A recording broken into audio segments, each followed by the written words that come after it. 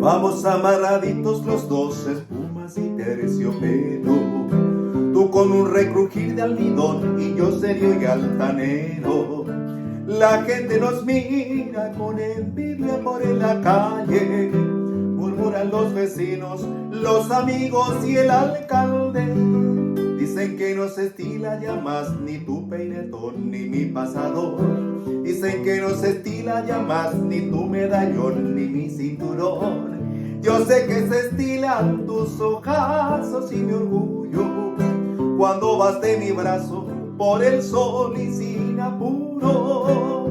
Nos espera nuestro cochero frente a la iglesia mayor y al cortecito lento recorremos el paseo. Yo saludo tocando la ala de mi sombrero mejor y tú agitas con donaire tu pañuelo. No se estila, yo sé que no se estila, que me ponga para cenar jazmines en el ojal. Desde luego parece un juego, pero no hay nada mejor que ser un señor de aquellos que vieron mis abuelos.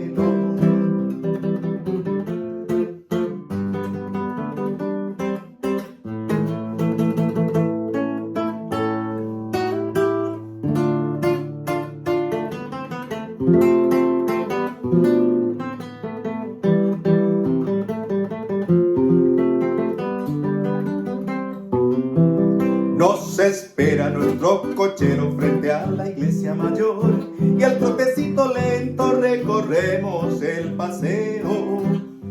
Yo saludo tocando la ala de mi sombrero mejor y tú agitas con donaire tu pañuelo. No se estila, yo sé que no se estila, que me ponga para cenar jazmines en el ojal. Desde luego parece un juego, pero no hay nada mejor que ser un señor de aquellos que vieron mis abuelos.